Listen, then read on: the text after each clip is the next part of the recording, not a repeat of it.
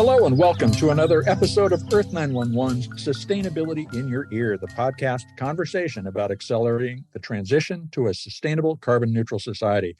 I'm your host, Mitch Ratcliffe. Thanks very much for joining the conversation. Textiles recycling has long been a challenge for North Americans, and under the best of circumstances, vast amounts of clothing and other textiles are stored in warehouses to wait for downcycling to make fiber for insulation or furniture filler or other uses. But with the rise of the $123 billion a year fast fashion industry, which is growing at about 15.6% a year as of 2023, many millions of tons of clothing are being shipped overseas, where it mostly ends up in landfills. You've probably seen recent satellite images of a literal mountain of 60,000 tons of clothing piling up in Chile's Atacama Desert. It's an appalling example of our take, make, waste approach to clothing ourselves. Now, several companies are breaking the logjam with new approaches to collecting and recycling textiles. Our guests today are Chloe Songer and Stuart Allen, co-founders of SuperCircle, a textile recycler that provides services to leading clothing brands like Ten Tree, Reformation, and a circular sneaker brand, Thousand Fell, which they also started together in 2018. SuperCircle was launched just in 2022 to address a huge problem, delivering take-back and recycling logistics and processing for the retail industry, starting with the fashion brands I just mentioned. The company recycled more than 700,000 garments last year using new sorting technologies to separate different types of textiles, as well as to identify items that can be resold. Once separated, natural fibers can be handled differently than polyester and other oil-based synthetic textiles, which can be chemically or mechanically recycled. Synthetic textiles can be made into new fiber and clothing, while other natural fibers can be shredded for use as insulation or filler, for example, in furniture or sporting equipment. Technology plays an important role in SuperCircle's business, connecting return shipments, consolidation, sorting, and grading of materials within the recycling process to provide an end-to-end view of the reverse logistics systems to those fashion brands. Chloe and Stuart are at the cutting edge of the circular economy, and that's one of my favorite topics. So let's get into this important conversation. You can learn more at supercircle.world. SuperCircle is all one word, no space, no dash, supercircle.world. Welcome to the show, Chloe and Stuart. It's a pleasure to have you here. How are you doing today? Great. Nice to meet you. It's good to be here. Well, thanks for joining us. Not that many people start a series of companies together. You've done Thousand Fell and now SuperCircle. How did you become business partners? And was the focus from the very beginning to work on this circular economy? Yeah. So we met about 10 years ago in China. We were both living and working abroad early in our career, and kind of a unique place, especially in your early 20s, to be living and working, both working in and out of fashion companies and fashion brands, and had a really similar experience working within the supply chain. And we actually started, just working on a number of different projects. And, in your 20s, you're trying to make money, and, we're consulting and advising and volunteering on photo shoots and anything you could possibly do together. And over time, continued to work together, and eventually started working on Thousand Fell about 5 years ago together. Yeah, Mitch, to answer your question about the circularity bit, I think we've always been really interested in the intersection of innovation, sustainability, and fashion. Mm-hmm. And that really kind of came to a head with this idea around circularity and of circularity lore, I guess, with like Cradle to Cradle and with a bunch of these other, like really fantastic schools of thought. And we wanted to take a lot of that, a lot of those concepts and bring them kind of away from academia, actually into like practice and real use. So that was really the impetus for thinking about this and launching this. And the last thing I'll say to this point is 5 years ago, I definitely think we were crazy people.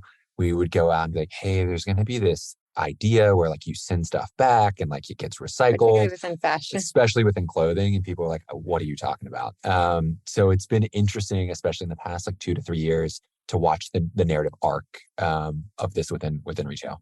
Well, let me ask you this. How do you explain the circular economy to your parents? I know I still can't explain what I do to my parents.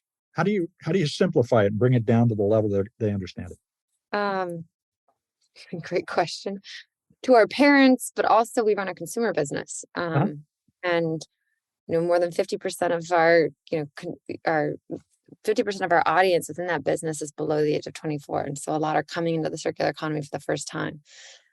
So we define circularity to start in relative to the linear economy. So we go back on like early EMF principles. So we define it really kind of falling back on the, really simple Ellen MacArthur Foundation principles and really relative to the linear economy. So the current economy we're in, where the take, make, waste model, where we take resources, we make goods and products, and at the end of their life, that whatever that fiber, that plastic, that resource that was used to make that product ends up becoming waste and ends up going to a landfill or an incinerator. And in relative to that, we're in the circular economy.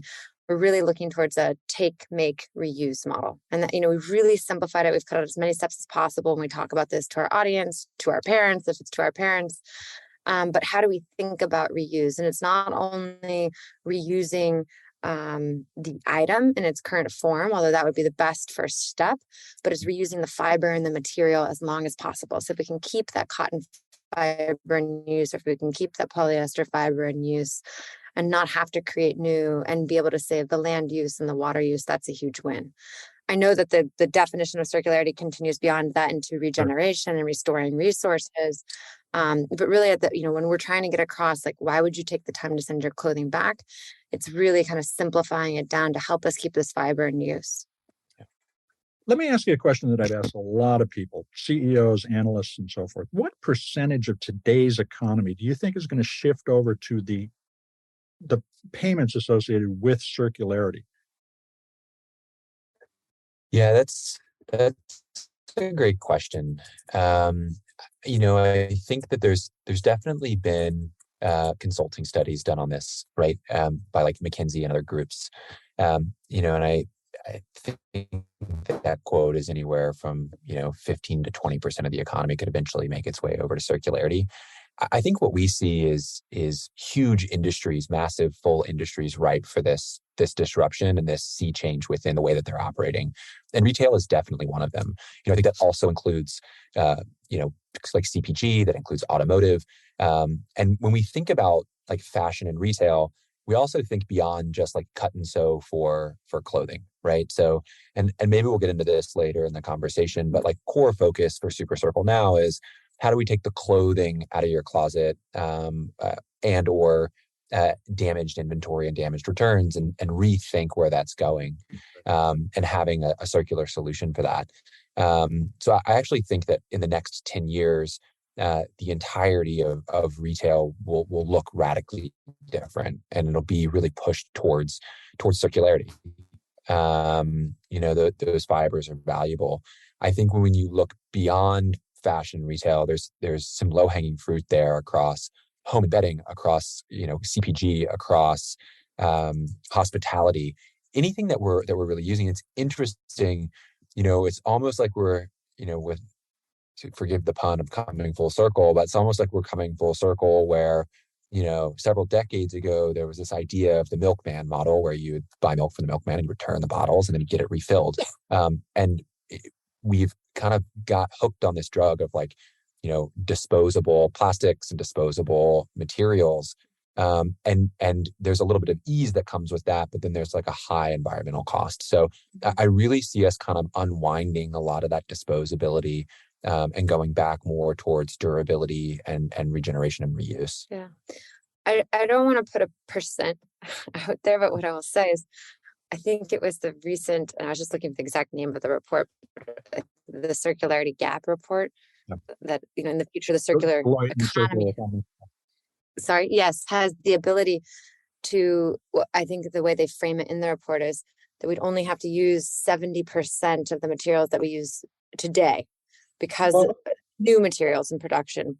Exactly. And the thing that I'm actually getting at is how much of today's economy will be carved out specifically to support the circularity, which will pay for the level of convenience that you just described, Stuart, because we believe here at Earth 911 that it will be like a concierge experience. You won't buy something expecting it will be thrown away, but that it will be taken back. And Exactly. just to share what we've heard from people in general, it's about 1 to 2%. So we would say 1.5%. So that's almost $1 trillion in annual revenue to support the experience that we're talking about developing. Got it. And so tell me how your process works. Yeah, I can jump into that. It's very much in line with kind of what you've talked about, right? And mentioned with this concierge experience. I think that's the right way to look at it. Really, the way that we set up SuperCircle is we launch brand programs essentially to start. So these are programs that are sponsored by brands like Reformation, like Uniqlo, where the brand is standing up and putting a stake in the ground and rallying around that and saying, we're going to take responsibility for the clothing that we manufacture. We're going to make it free of charge for the customer to send it back, to then be processed into new fiber. And at the very least, depending on sort of the composition of the garment, to be able to at least be diverted from landfill. And what's nice about our system too, especially from the consumer facing side, is that we really align the consumer with an incentive mechanism. So being able to issue credit. And, we've talked to a lot of different people across markets, across Europe, across Asia, across Japan. And it's maybe a little bit of a US centric point of view, but it's incredibly effective when you think about other recapture programs by being able to drive value. And it's two things. It's one, can you get the customer not to throw something away, which is free and easy, but bad for the environment, and instead stack that up to them earning dollars. That's one element of it. The second element of it is to try to instill like an inherent value in the actual physical garment or the fiber itself, right? So if we're telling customers that, hey, this product can actually be reused, there's value here, we want to be able to showcase that and highlight that to them. So that's how like the actual incentive mechanism works. And if we want to get into like the actual process, happy to. What's the shopper's experience? So for a customer, for a shopper, it depends based on the brand. And something we're actually really building out with a SuperCircle is a lot of learnings on what we call like circular life cycle marketing or circular retail. So a lot of what you described in terms of, Mitch, the concierge experience, like brands are learning how to roll that out. Like what touch points need to be in place about the life cycle of a garment's ownership to remind that customer that this item should be sent back and that Uniqlo wants it back and that Reformation wants the wool sweater back. And so right now what we're doing is we're working with brands to capture a lot of legacy product that didn't have that messaging. So we're really focused on letting brands know that the program or letting customers know the program exists, incentivizing with a credit amount. The customer can go to the website or they can go on into a store, they scan a QR code, they sign up, they let us know what they're dropping off. They either print out a shipping label or they say they're going to drop off in store, create a store drop off. They walk in, they drop it in a bin or hand it to a store employee, and they immediately get credit to their digital wallet that they can then use back at the brand online or in store. So it's not a cash transaction. It really is more like a loyalty point that debits into a coupon code. But it's a way, to thank the customer for taking the time to take Reformation back to Reformation and Uniqlo back to Uniqlo, and give them, $5 or $10 towards a future purchase. Well, I'll keep going, but what we'd seen, and again, it's not unique that I was going to pull up a bottle or a can, but what we'd seen in many different, recycling feeds or industries that are especially consumer facing, be it batteries or bottles and cans, attaching an economic incentive to an item significantly improves recycling rates. I believe it was in Poland, bottles and cans had below a 20% recycling adoption rate. And when a 5-cent rebate or the equivalent was added, adoptions jumped above 80%. 80% recapture rate. And again, the way we describe it to brands and we don't discount, we don't want to offer discounts, and that'll hurt our margin. It's if you don't assign a value to a product at end of life to a consumer, it's then waste. If you're not willing to say that there's even $1 left in this cotton t-shirt, why wouldn't I just throw it in the trash? And so we have to. we have to let people know that there's value in this cotton, there's value in this wool, there's value in this polyester, and we're willing to let you share in that value when you bring it back, even if it's not in true cash, even if it's in the form of a discount. Now, another layer of your Now, has to do with how you are sorting the material. Tell us what happens to the material. This is, and we get this question from people all the time. I put it in the recycling system. What happens? Tell us, walk us through it. Yeah, so I'll first frame this up in saying that textile recapture has been pretty inefficient at the municipal level for a couple of reasons. One is that textiles can't really be commingled with other solid waste or other recyclables. You have issues like water damage and mold and dirt, and these things just like don't play nicely in the textile recycling infrastructure today. And so it's critically important that these things are separated out from one another.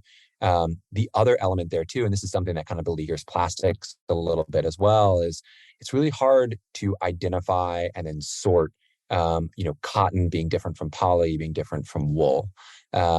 And so how do you go about identifying that? So effectively what SuperCircle has built, and like the underlying technology for us, is a digital layer, tech layer, that allows us to create essentially digital twins or unique digital products that we can pull in from order management systems, pull in from product lifecycle management tools, from digital BOMs, so we can get accurate product data and material composition on the garments that are hitting our facilities.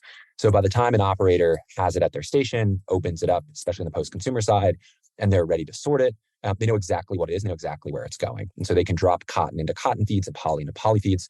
And we can actually even get more nuanced than that with partners that only process 100% poly or 85% poly or 100% cotton or 75% cotton. And then what we end up doing from there is the sort is a really great step, but recyclers can't handle full garments, right? They're recycling the fiber. And while garments are a lot of fiber, they are also a lot of hardware and buttons and trims and tags and zippers and all of those things that turn it into a finished product. And what we end up doing is running kind of a process there. So we aggregate by material feed. We do this cross-brand. This is something that we talk, a little education on our end on the brand side. We kind of liken it in this way to like clean energy, where you might have solar panels on your roof, but you're not just using solar energy, you're buying and selling from the grid, and you're kind of net renewable. We think about the same way in aggregation cross-brand. So we're putting Reformation's cotton on top of Uniqlo's cotton and really creating a clean cotton feed so we can hit these economies of scale. And then we run that process all at once. We do the trim, we do the shred, and we process these garments into a fiber spec by recycler. And so we have several different cotton feeds that all are processed differently. So some might be shredded, some might be cut to a certain flag size. Some material feeds require like the deconstruction of the garment, some don't. And then we're able to compress bale all of these into essentially like large 1,000-pound bales to deliver to recyclers in a way that they can ingest into their system. It's interesting because you're using both the incentive offered to the consumer to help them sort it better, and then you're using the retail partner to sort it better. So you've essentially distributed the sorting problem and focused on the quality of the load. That's right. And there's some great technology that's also coming down the pipeline that'll allow us to ID garments that are unknown garments, right? So the ability for us to use things like NIR technology, and there's some really fantastic teams that are building the hardware and software around that. It's an older like actual technology, but it's now being integrated and used into textiles, near field infrared spectroscopy. So being able to use refracted light to actually ID what the material composition of a garment is. And so we can incorporate technologies like that, technologies like digital passports that are coming online that stick with the garment, kind of the full cycle of the garment, to be able to better ID. So, again, we're really that technology layer and that operations layer to really make all of this possible. Now, you're also identifying resaleable materials. Do you have a sense of how much of what you get ends up being resold rather than through e-commerce rather than recycled? It's really dependent. I know Chloe has some thoughts on this too. It's really dependent on each of our brand partners. Yeah. Some are really fantastic in the resale market. and are really highly coveted within sort of the secondhand space. Others, just by nature of price point or nature of product category, maybe less so. So it really does run the gamut. I don't know, Chloe, if you have exact quotes on percentages. One of the ways, and again, we're learning a lot about this reuse, renew economy within fashion over the last few years, but for a higher value, more luxury product or product category or brand, or product categories like bags and jackets, they do a lot better in the resale marketplace. But there are product categories, and then there are lower price point brands, but product categories like athletic clothing, undergarments, intimates, just like basics, t-shirts, lower price point items that are really not great for resale for a number of reasons, but also the margin and just the labor costs around resale that don't do as well. So we have brands where it's 100% of their assortment is really a better fit for recycling, because the resale marketplace that's open to that brand is really in the global south, which again we're really trying to avoid sending additional product internationally. Whereas there are more luxury brands where 40-50% of their assortment is actually a really good fit for resale. Okay, that makes sense to me. You mentioned shipping stuff overseas. Does stuff ever end up in the landfill? This is a question we often get from folks too. So, not via SuperCircle. So, okay, good. We have in our charter that we will not landfill. We also do not ship abroad or sell abroad whole garments. So we do work with a number of international recyclers where we are actually selling into recycling feeds to recycle. We're very focused on nearshore. I know we'll talk about that a bit later. But we do not sell garments abroad, and we're not in the business of selling or donating even abroad. And we don't landfill. So, but that said, there's a huge crisis right now within textile waste where, the way to handle excess inventory today is to donate generally to a charity that then off-sells abroad. Yeah. And it's a problem right now. We have about, I'm picking a stat, but we have tons of textile waste heading every year into Ghana and Chile. And about 60% of the waste that ends up in one of those countries heads to landfill right off the bat. And so it ends up it's not really donation. It really is a pipeline to international landfill. And you just answered this question in the most comprehensive way I could have hoped to hear from a company. So, I mean, congratulations. That commitment sets you guys apart from everything that has preceded us. How big is this opportunity just in textiles in terms of the economic scope of textiles recycling? It's massive. I mean, we can talk about maybe just the U.S. market for a second, but it looks like in the next 5 years, 100 billion garments within the current linear economy are slated to go to landfill.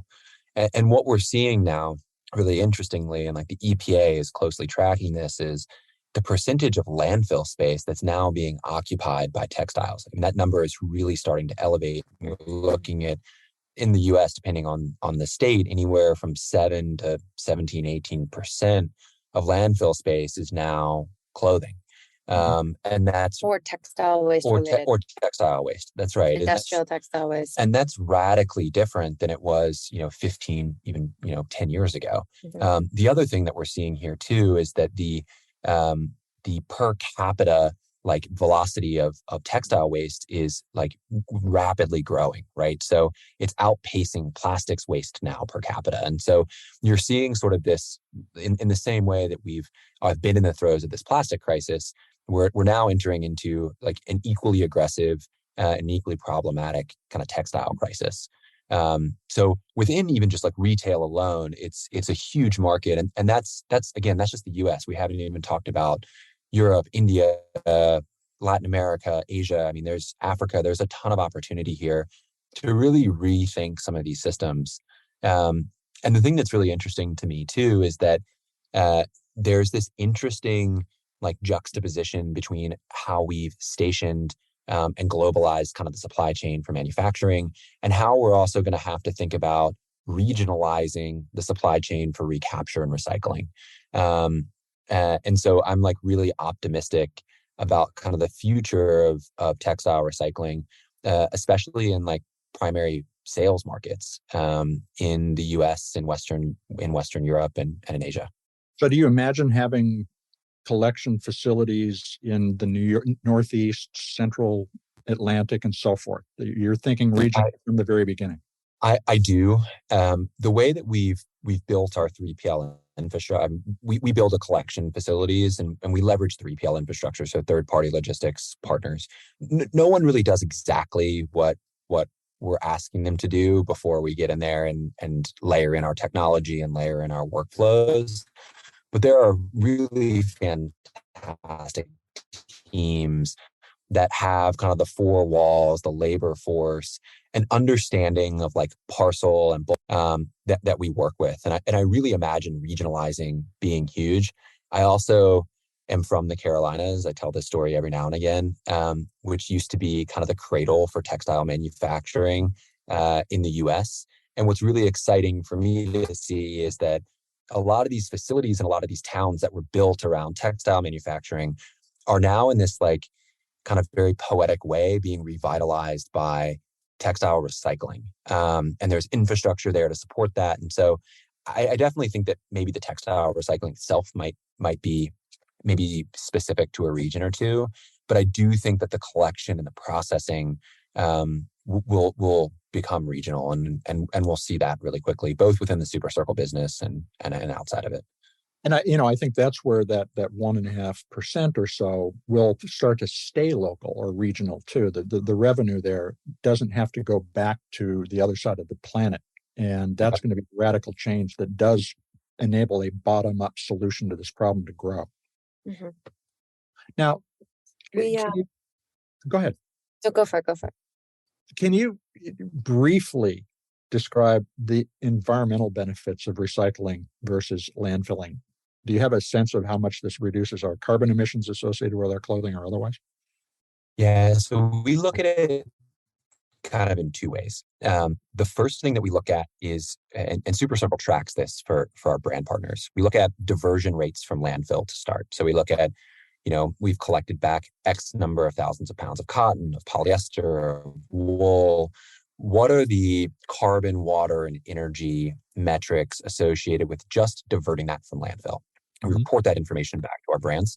And what we're kind of evolving that into is also starting to work directly with our recycling partners on tracking the carbon, water, and energy of each of their individual recycling processes. And maybe we'll talk a little bit about mechanical recycling versus chemical recycling, but some are more energy intensive, some are more water intensive, some, carbon kind of nets out differently for these different processes. But we'll be piping that same data back into dashboards for brands to observe and see.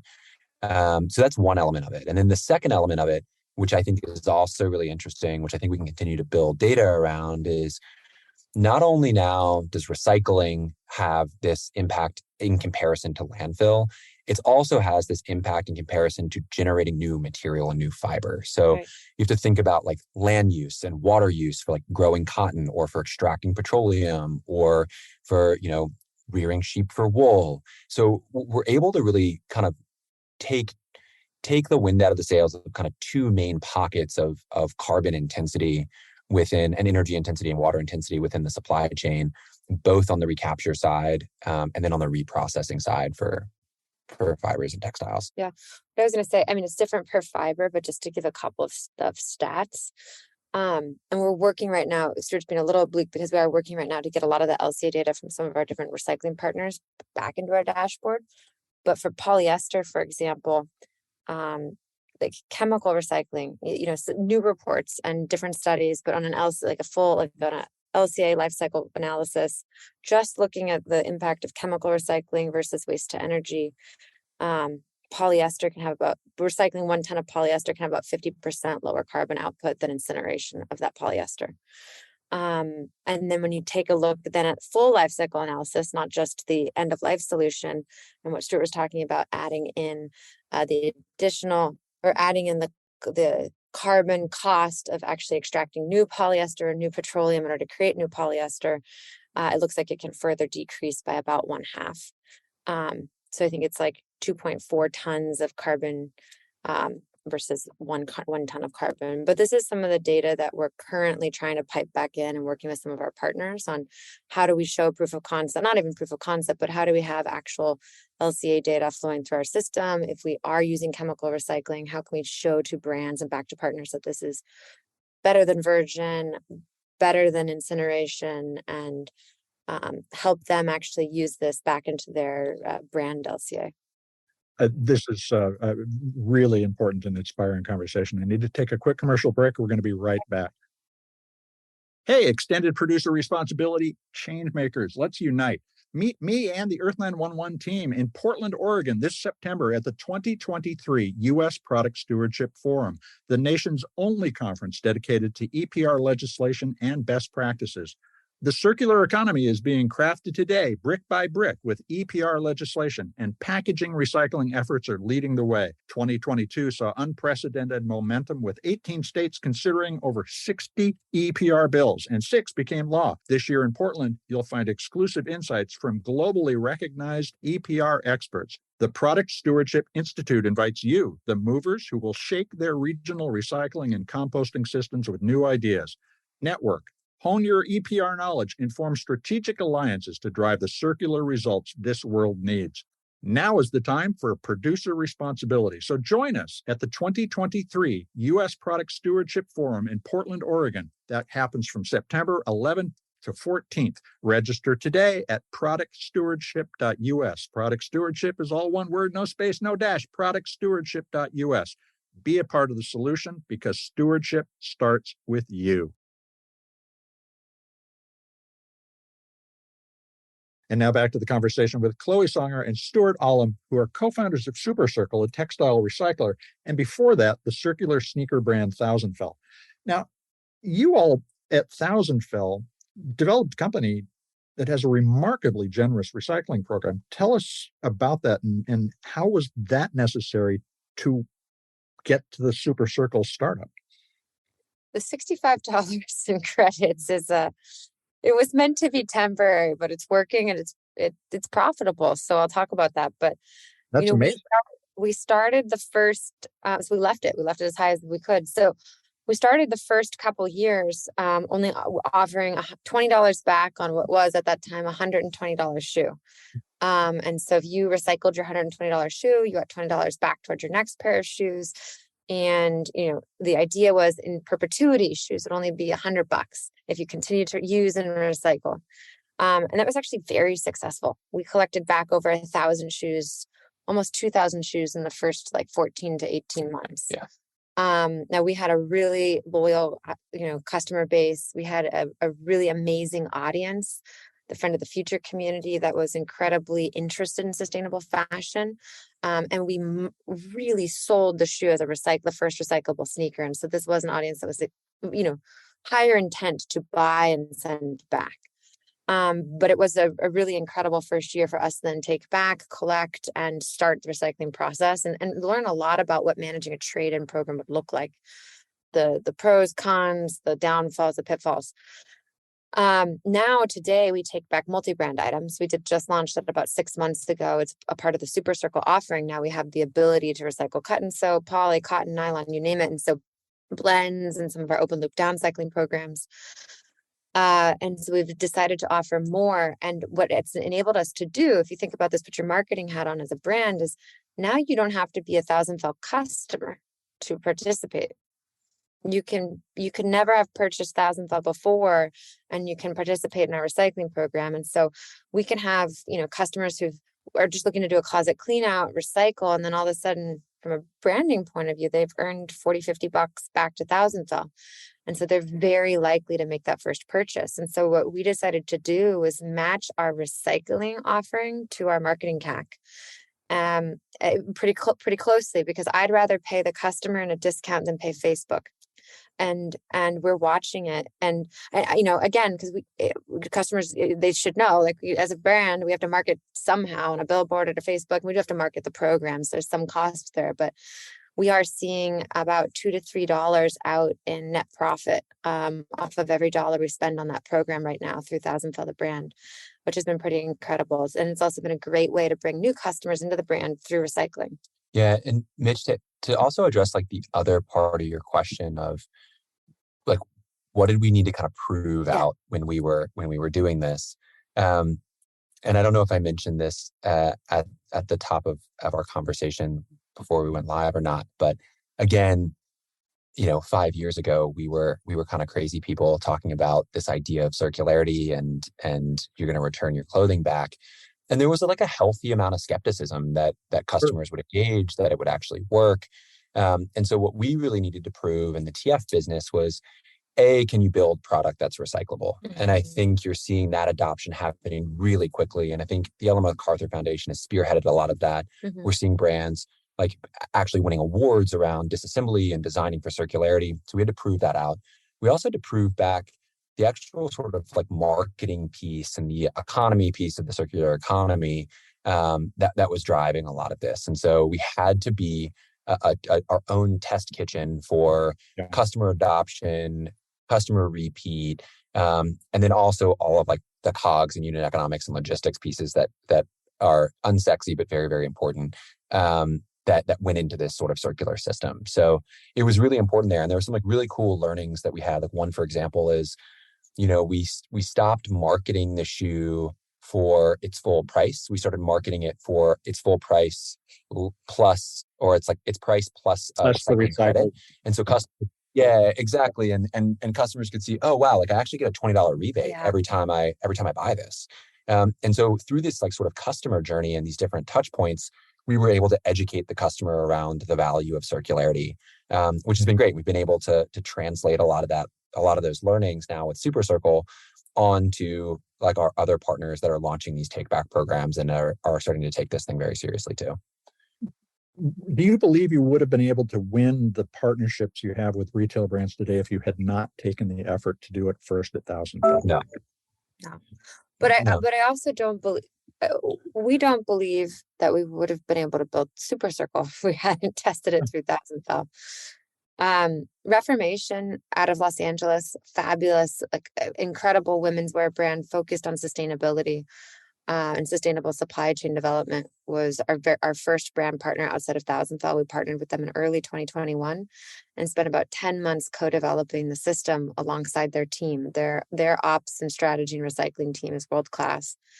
And so it was really 1,000 and Reformation together as like client 0 and client 1 on the SuperCircle platform to build out, what do we need? Because there's not only the customer experience, there's the brand portal and the brand experience, and there's reporting and checkpoints and chain of custody. And then there's the supply chain experience, what we've built in the back end that we call our recycling management system that fuels the operations, the operator experience, the auto sorting, and then connections to recyclers.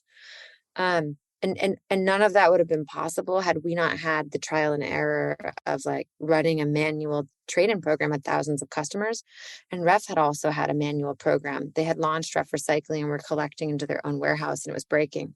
So we were able to use these two experiences together to be like, what would a better tech-enabled solution look like? How do we automate ourselves out of this?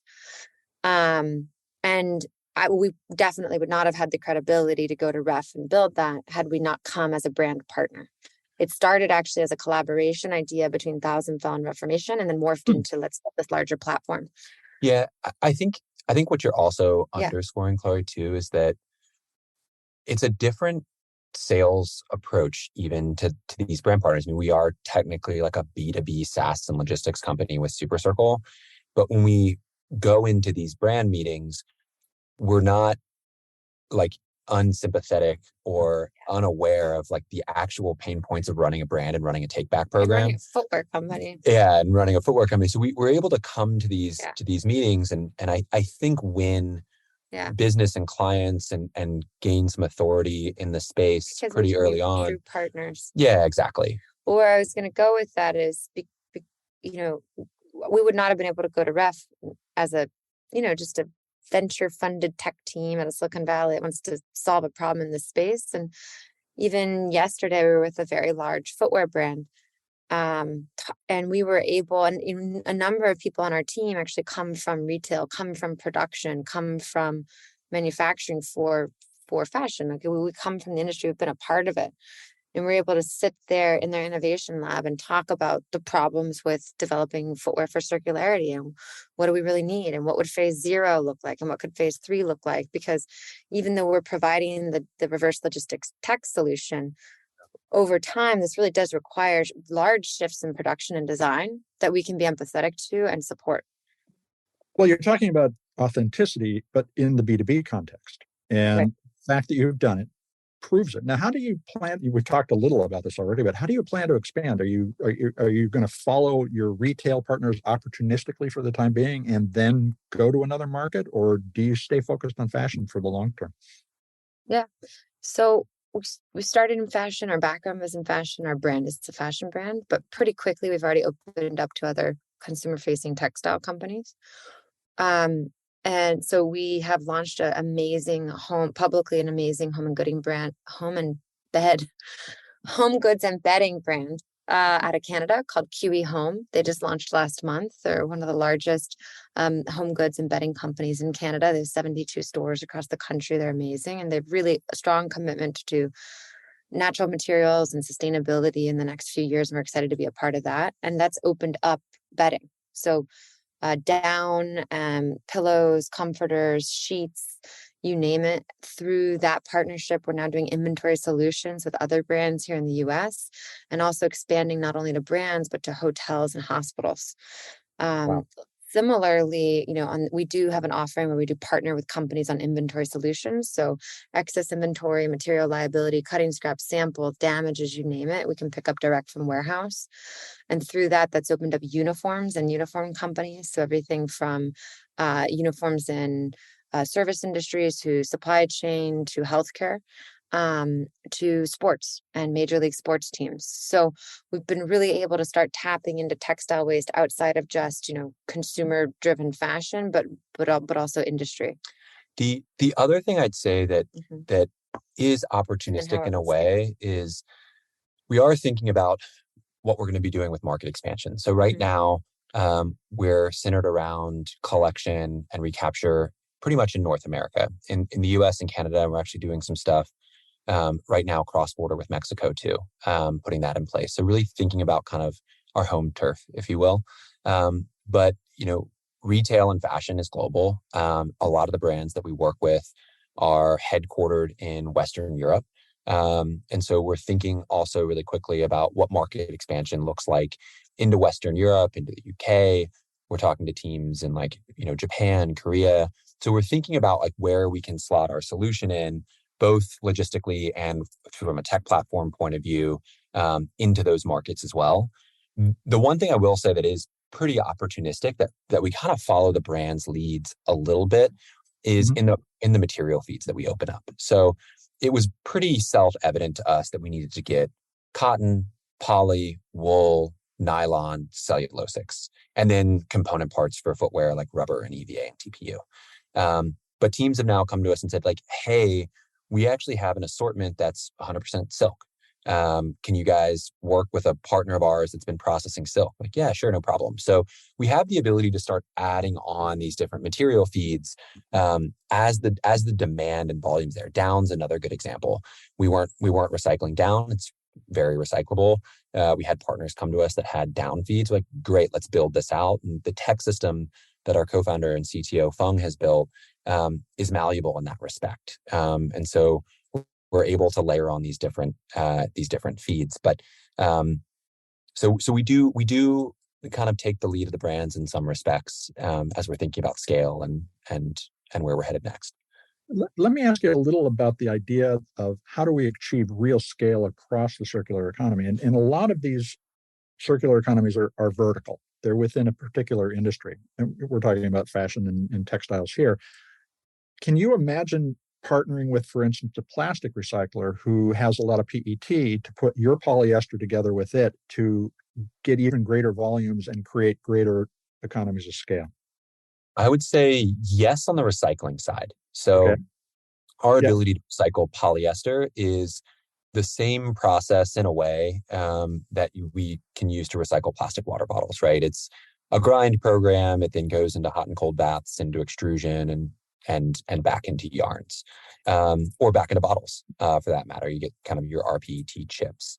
The one thing that I think is going to be tough with the commingling is that the processing is very different. So the way that you process bottles is different than the way that you process textiles. So I'm not convinced that the same facilities will be able to process both. But in terms of like aggregating at scale, I'm like very confident that there's an ability to kind of layer into other industries. For remanufacturing? Yeah. Yeah. We've had conversations with, well, it's still textile, but we've had conversations with teams in the auto industry. I think there are other places and spaces that we can look for aggregation of textile fibers.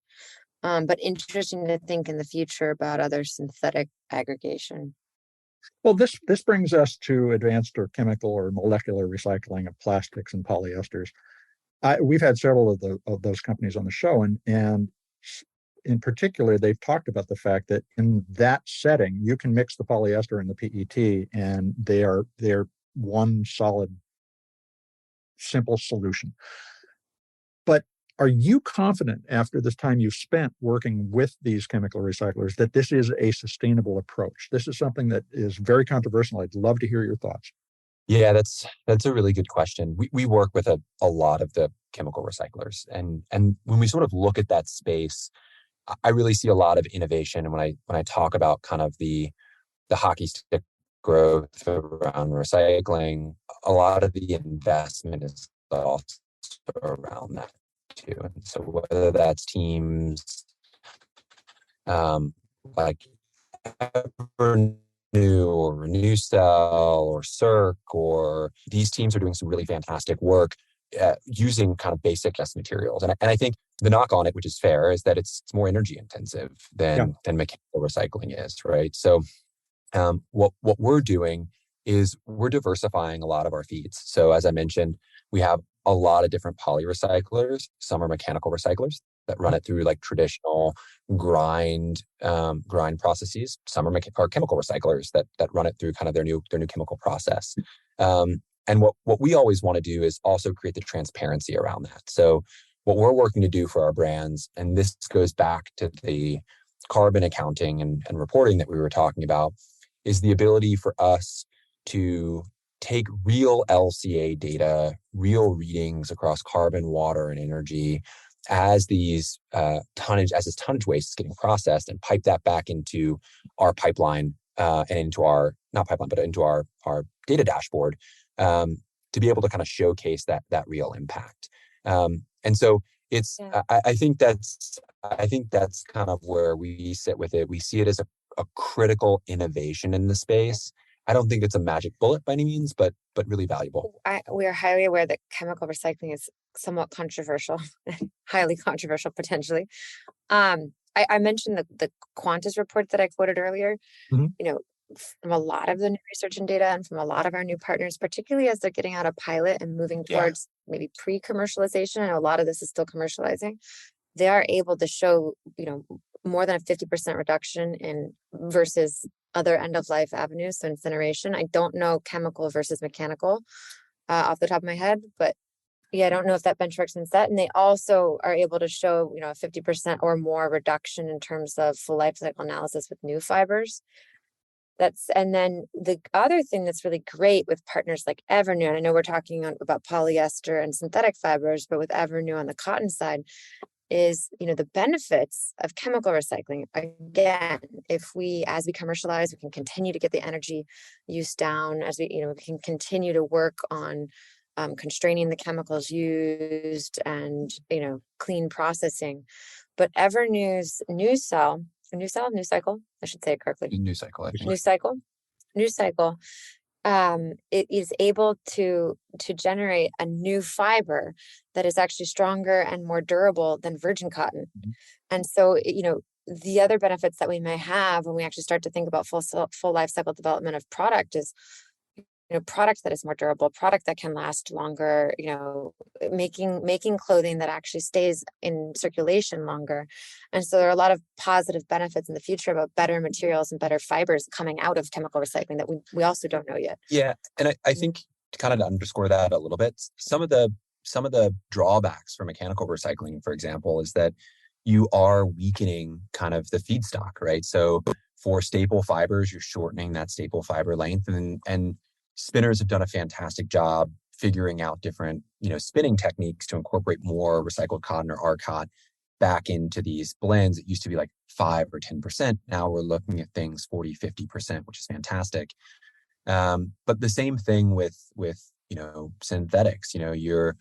You're weakening the grade of the plastic ultimately that's going in. You've got to add higher grade or at times virgin back into that mix in order to get it back up to the actual physical properties of the output that you want. So I think there's some drawbacks on both sides, and I'm just optimistic overall that recycling technology is really having this renaissance, which is awesome. Or it might not even be a renaissance; it might just be like a boom for the first time, which is great to see. And so I'm like really optimistic on how that technology is going to continue to scale and commercialize over the next 5 to 10 years. Well, I think that the national sword policy that China put in place in 2018 catalyzed a lot of the investments that we're seeing start to pay some dividends now. Yep. And that's really where this renaissance is happening from. Let me ask you, we tend to think about the circular economy as all about less, but it sounds like it'll be less new material, more recycled material, and potentially the same volume of choice that we have, but with better output, better clothing that lasts longer. Can you describe what you think the circular economy will be like to live in a decade? I'll take a first crack at Go this. for it. So Stuart's the dreamer. Maybe. The question we oftentimes get asked the most in panels or open forum discussions are you facilitating recycling technology, recycling of clothing? Isn't this only gonna, prompt customers or consumers to buy more and dispose of clothing quicker? And I think that that's a fair concern and a fair criticism. I think the thing that I'm realistic about is that these trend cycles and customers having this like new choice to like buy new and to do it in a way that's like rather quick and rather affordable to people. So I know the knock on fast fashion is the environmental impact. The upside is that, hey, listen, you're offering clothing affordably to people. So I don't think what we're going to see here is a slowdown of consumption necessarily. And I also think, to be honest with you, my guess is it's probably going to speed up when you look at it globally, right? You're looking at a rising middle class in India, Africa, Latin America that wants to be able to purchase in the same way that, the global north or the west has purchased for 2 decades now. And I think it's going to be hard pressed to say, hey, here in the US, like we have the ability to buy these clothes whenever we want, but you guys, no, absolutely not. I think what needs to happen first is a safety net to be built for these textiles. And to be able to, when people do purchase, that there's a responsible end of life for a garment, whether it's a high-end luxury garment or whether it's something that was purchased rather affordably, sub $10. So I think that's what you're going to kind of see. And I think that the trade-off that the consumer is going to make is that there's going to be a little bit more responsibility for them to dispose of it properly for the right end of life. But perhaps with incentives in place. Exactly. Yeah. I talked about it a little bit earlier, I think, in mentioning circular life cycle marketing.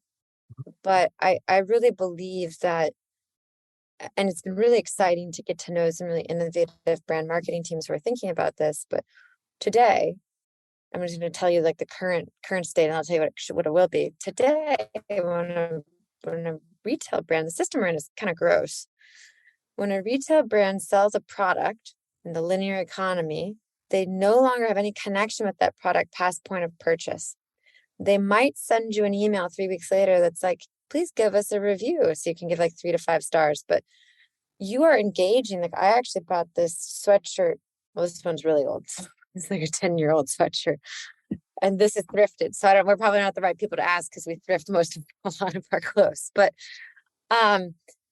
when you purchase an item, you are engaging with that brand ostensibly for the next 3 years, where you're owning every single becomes a day you partnership. put that Patagonia. It's a part. Every single day you put that Patagonia jacket on, you're just engaging Patagonia. Every day I put my Nike shoes on, I'm still wearing Nike. When I pull on my like Adidas running shorts, I'm engaging with Adidas in that moment. That is the act of engagement, and the brand is actually not involved there. And I think circularity and extended producer responsibility gives the brand a reason to be involved through the life cycle of ownership. So a lot of what we talk to these brands about is now, this is what we've done with Thousandfell. You have a reason to send a note at 6 months and check in. How's the product going? Remember, we're here when you're ready to send it back. You have a reason to send a 1-year anniversary. Congratulations, you've had your Arc'teryx jacket for 1 year. Happy birthday. Send us a photo of you hiking in the jacket. And remember to send it back when you're done. You have a reason to keep a connection while that customer is still using the product that we didn't have before. Even before digital tagging, without even having to have the complication of digital tagging and tracking, and is that creepy or not creepy, even without that. And so a lot of what we're working with our brands on is re-engaging customers from 2 years ago, because we're trying to get back legacy product now. Send an email to a customer who purchased denim from Reformation 2 years ago and let them know we'd like it back. And actually, how can you re-engage lapsed customers? How can you build a better relationship with a customer? So it's not always about the new sale or always about the new drop. So it may actually create more loyal customers and over time lower CAC. You are singing to the choir. You absolutely just nailed what I think the future looks like. And we've built the technology to have that communication with the consumer. Right. Now we actually can use it for something constructive, right, rather than just bombarding them with more coupons. No. Yeah.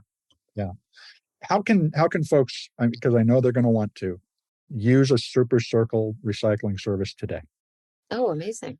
So there's a couple of things. If it's the average listener, the average customer, the brands that we've launched with that are powering Take Back include Reformation, include Uniqlo, Tin Tree, Made the Label. We're going live with a handful of QE Home, a handful of others that are actually going live in the next couple of weeks. If you're a brand, we would love to have a conversation around how we can help take your business circular. We see a lot of benefit environmentally, obviously, but as Chloe's, I think, really articulately laid out, a lot of benefit from a marketing team and driving engagement with the customer base. So our social handles aren't too active, but follow us on Insta. We're SuperCircle.world. I want to thank both of you, Chloe and Stuart, for spending time with us today. Thanks so much for having us. I'm super excited. We've been speaking with SuperCircle founders Chloe Songer and Stuart Olam about their breakthrough textile recycling business and the prospects for a concierge-like circular economy for clothing, home goods, and, it appears, many more materials. Check out their first company, Thousandfell, the circular sneaker maker, to get up to $65 in recycling credits toward a new pair of shoes. That'll give you a sense of what SuperCircle does with all the other brands we talked about. And if you want to learn more about SuperCircle, check out SuperCircle.world. SuperCircle, all one word, no space, no dash. SuperCircle.world. For the past year or so, I've been describing the potential for a concierge-like circular service world in which recycling of products and packaging will be built into every purchase. And as Chloe mentioned, simply capturing everything in this way would reduce humanity's annual need to extract raw materials like minerals, petroleum, and fibers from cotton, bamboo, wool, or wood could be reduced by 30% annually. While that would go a long way to bringing our civilization back within the carrying capacity of the planet, by decarbonizing the economy, in addition, would also deliver even greater environmental benefits. In order to do that, we do need to put a value on what we formerly and too often currently call waste. SuperCircle technology is innovative, but its focus on providing incentives to customers is critical to making circularity convenient and enjoyable. By establishing a partnership with shoppers to ensure that clothing, shoes, and, well, everything else that we buy is recovered and reused Companies can build new relationships with customers and increase the likelihood that a one-time customer becomes a lifelong customer. SuperCircle shows that all the pieces of the circular puzzle are available. It's just a matter of designing industry-specific solutions. And I'll just conclude this conversation with this. Wow, I really heard something revolutionary today. I hope you take a moment to share this podcast or any of the more than 400 that we've done on sustainability in your ear with your friends, family, coworkers, the people you meet on the street. And if you'd write a review on your favorite podcast platform, that'll help your neighbors find us. You folks are the amplifiers that help us spread more ideas to create less waste. So tell your friends, family, and coworkers, as I said, remember those folks, that they can find us on Apple Podcasts, Spotify, iHeartRadio, Audible, or any of the other fine purveyors of podcast goodness they may prefer. Thank you, folks, for your support. I'm Mitch Ratcliffe. This is Earth911, and we will be back with another innovator interview soon. In the meantime, take care of yourself, take care of one another, and let's all take care of this beautiful planet of ours. Have a green day.